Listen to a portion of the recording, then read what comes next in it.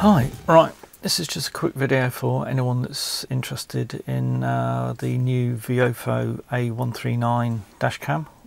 There we go, that's what it looks like. I've just put one into an S5, but it doesn't really matter what car you've got. There are two versions. There's one with just a front and rear camera. There's also a popular one which is a 3-camera model which has an interior camera as well. So I'm not going to do a full install video. There are lots of those on YouTube. So just going to go over some of the main features, the fact that you can connect to Wi-Fi with the device and download the video clips, what the settings are, and to show you a quick clip of how I've hardwired the dash cam into the car. The main reason that I got this particular model, well, several reasons actually. One was that I could hardwire it in, and it has parking mode, so you can set it to work on like a time-lapse basis for several hours while you're out of the car. So that's really handy.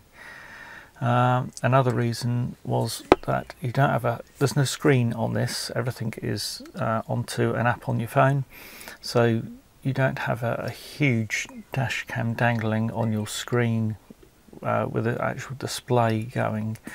That's completely unnecessary. It's a nice, clean, small device, as you'll see. Okay, I hope this is helpful. The video is not being sponsored. This is just purely to help anyone that's interested in this particular dash cam. So here we are in the driver's side. As you can see, or you can't really see, the dash cam, the Viofo dash cam is nicely hidden. If I come around here to the passenger side, you can see the device. Now, one thing to watch out for on the back part of the mirror on this Audi, there is a light sensor. So this is positioned just very slightly out of the way of the light sensor, but it is very, very close. The light sensor, I believe, does affect the auto lights. So just be aware not to place the dash cam in its way. This is in a right-hand drive vehicle. If you've got a left-hand drive, I don't think you've got a problem. And there we have, hopefully we can see the settings there. So recording mic, GPS, and we're currently on Wi-Fi as well. The Wi-Fi wouldn't normally be enabled. It's only when you want to change the settings, or if you want to view some of the playback. Now on this, you can see it's going straight up into the headlining area there, and it's tucked away all the way around, and it's gone from left to right along here, and then I have run it along the top to the rear. And for the power, it goes along the rubber all the way down to the fuse box.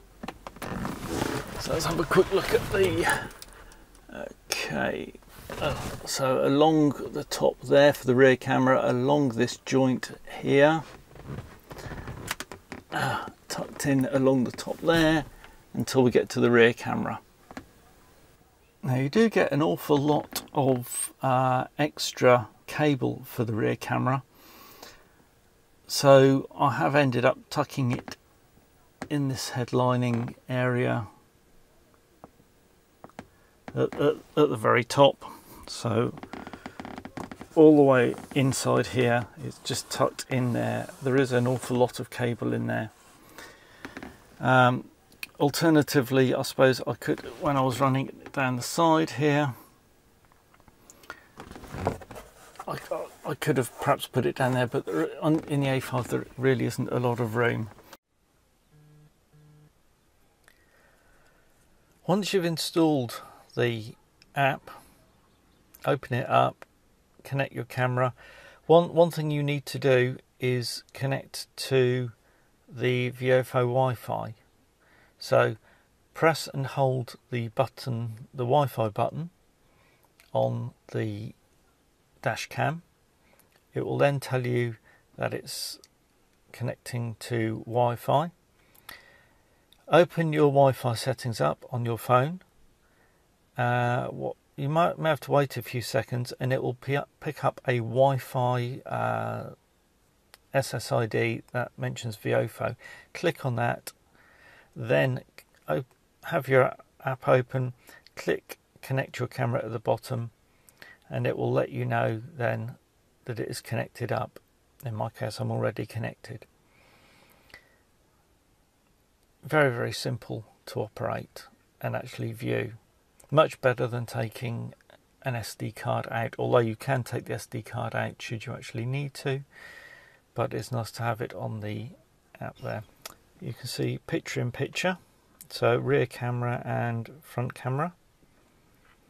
And normally you will have to turn the recording off to be able to look at previous recordings or the settings. So when you open this app and the button at the bottom is red rather than white, you won't be able to open anything up, so you need to click that. Depending on your settings, the unit on the windscreen will probably start beeping to tell you it's not recording, which is actually a good idea. I've turned that off for the moment just for this video. So let's have a look at the settings. Okay, so video resolution 1440 for the front, 1080 for the rear, which is good enough. 30 frames per second. I believe if you only have the front, it will do 60 frames per second, but as I've got two cameras, I can't test that. Time lapse off. Loop recording 3 minutes. You can change this to a variety of different times. 2 or 3 minutes is probably ideal because it will save that file for 3 minutes if you have any problems. You don't want a long file that ends up getting corrupted, so short files are good. Recording audio. Now the video clips that I've provided don't have audio, primarily because I was talking. It picks up audio extremely well. I'm very, very happy with the audio recording in car, so I would recommend having that on. Exposure values, you can adjust the front and rear. I've boosted the rear because I've got a heavily tinted rear screen, so I've increased the exposure by 1 stop, which is really handy. WDR gives you, I think, more contrast, generally a better picture, so I've left that on. That's on by default. G sensor, so impact sensor. You don't want the impact sensor going off all the time if you accelerate. So if you have it on high, what it'll do, it'll start locking the videos if it feels, well, it presumes there's been some sort of impact. So I have that set to low at the moment because if you are going to have an unfortunate impact, even low sensitivity should lock the video clip. But I've had other dash cams in the past that have been on medium or high sensitivity, and they've been constantly locking the video clips, so I've set that to low. Date stamp, yeah, I want the date stamp on. What do we have here? Wi-Fi channel. These are all basically defaults. Yeah, and the IR LED, that's only relevant if you've got the interior camera, which I do not. Parking mode, one of the main reasons for getting this camera was so that I can have parking mode. So once the car is stopped, you've taken the ignition out, it will move into parking mode. Now in parking mode there's a variety of different options. You can have event detection, like basically motion sensing, I've got it going all the time, but only on 2 frames per second, so it's like a time lapse. 2 frames per second should be enough to capture individual frames should anything go wrong, and it's not using up too much on the card. Parking, I've got that set to last for 6 hours once the ignition is off. You can change that from completely off to 30 minutes to a large number of hours. Into parking mode, I've allowed 1.5 minutes so I can actually get out of the car, close the door. 1.5 minutes. I'm still going to be around within 1.5 minutes of closing up, or at least taking the ignition out. It'll carry on recording normally, and then at 90 seconds it'll then go into the time lapse that I've set. The parking sensor, high sensitivity for that because the car's going to be stationary should anything knock it.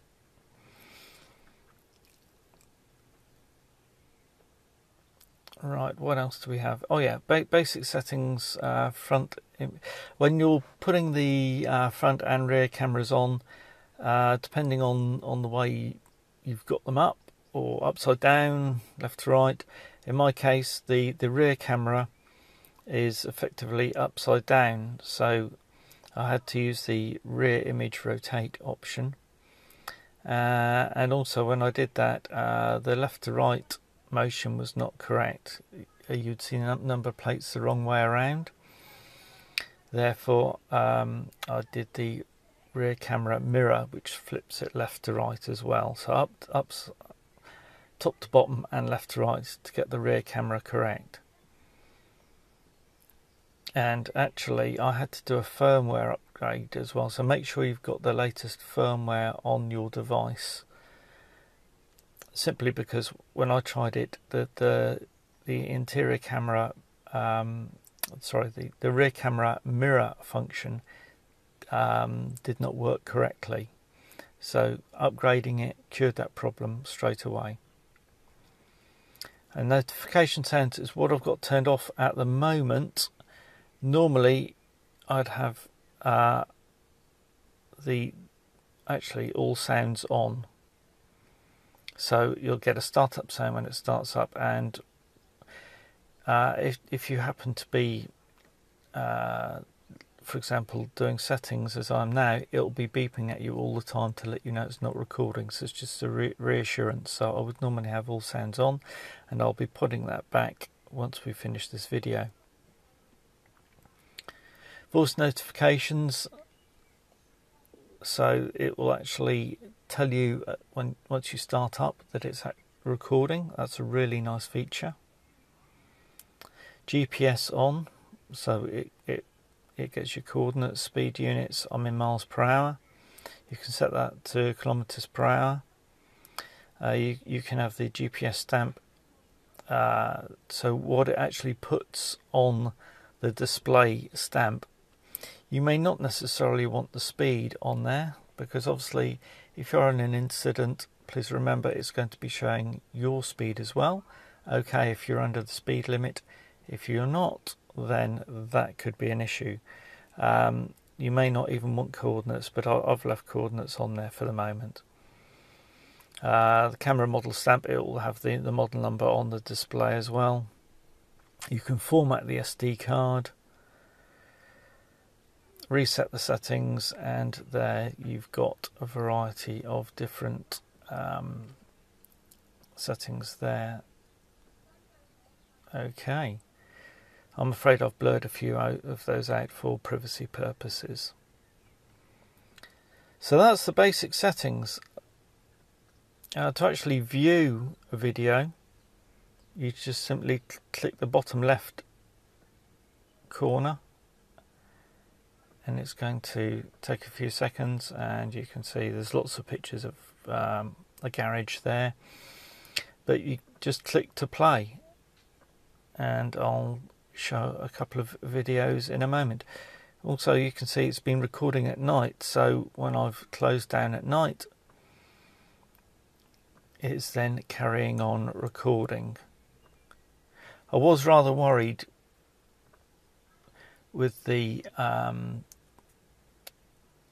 parking mode, whether it would carry on. Initially it didn't seem to do it, but now it's after the firmware update, it's working extremely well. I'm very, very pleased with it. As I say, this is hardwired, so I will show you shortly the hardwire connections. One thing I don't like about the app is the live playback. Now I can open up the videos. It takes a few seconds, but that's actually really quick. But it's a playback part of it. I'm just going to play back just this is just going to be a static image. So it's playing, and after a few seconds I tend to find that, there you go, it's reloading, it's basically buffering, and that can take a few seconds, even more than a few seconds perhaps, until it sorts itself out. So it's trying to stream the video and then it's playing again.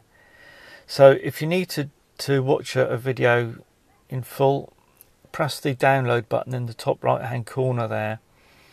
It downloads extremely quickly because it's got a Wi-Fi connection with the Dashcam and the phone, extremely quickly, and then you can play back through your media browser on your phone. So that's a much better way, and then you've got completely clear, smooth playback. So that's just a little niggle really. Here are a couple of videos showing the front and rear cameras. I've cut the audio because I was chatting at the time while I was filming this, but you can see there's quite a lot of reflection on the front and particularly the rear off of the dash and the rear dash onto the screens, but that's due to the car, so you may not have the same issue, and I may well reduce the exposure in the settings to perhaps help compensate as well.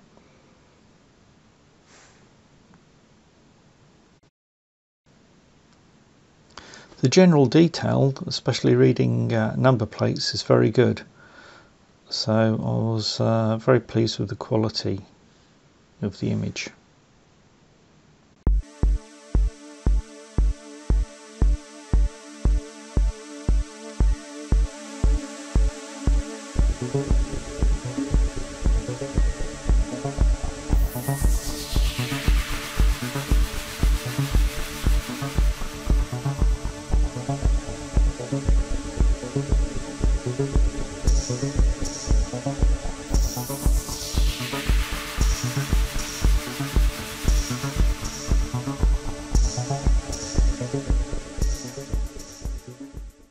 While we're watching this footage, I just thought I'd play the sound when you turn on the ignition, and the Dashcam actually tells you how many channels are being recorded. So you know, if you've got a one channel, just the front screen, 2 channels, so perhaps front and rear screen, and 3 channels, so you've got the interior camera as well, so you always know if there's any faults or disconnections on the cameras.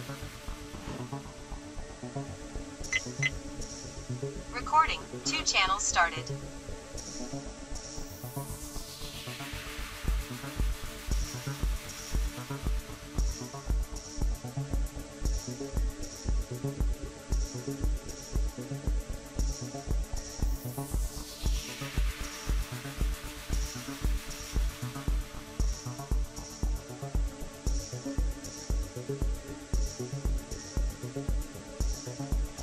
This is just a quick view of the front and rear cameras during parking mode and 2 frames per second time lapse.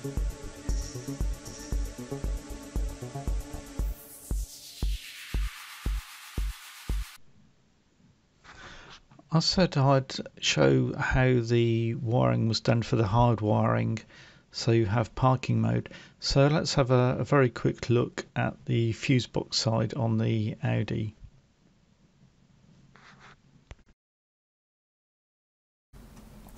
Okay, we're on the side of the Audi, and this panel here, just if you see there's a little indent there. If you get a pry tool, which is actually supplied by Viofo in their pack, and wiggle it around all the way around, this panel will come off. Now for the hard wiring, I've put a fuse here and a fuse here, so connections. This is for the accessory, so when you turn the ignition off, it detects that this is no longer live. This was actually a blank fuse, so I've not had to put any fuses in.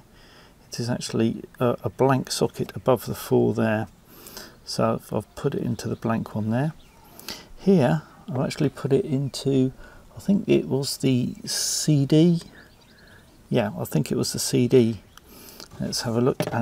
According to the list on here, yes, it was CD drive, which was a vacant slot. So that is a permanent live, strangely enough. I think all of these are all permanent. These are all switched. Just do not put these fuse taps into anything that relates to safety. So anything to do with multimedia, that sort of thing should be fine. But if it's anything to do with safety, please don't do it. So that just gives you an idea. So these fuse taps just go all the way up through the lining, all the way to the camera. So I've just tucked it inside the rubber there, as you can see. And that's really the hardwire side of it. You can use a multimeter should you wish to, just to touch on the earth there. There's a bolt there. That's actually where the earth has gone for the hardwire kit. It's just gone underneath that bolt and squeezed on. But if you need to check to see whether they're switched or not, just put a multimeter on the bolt for earth, and then the positive lead onto the ends of the fuses, and turn your ignition on or off, just to see whether it's an accessory or a permanent live. But hopefully that will help you just get an idea of how easy it is to connect up.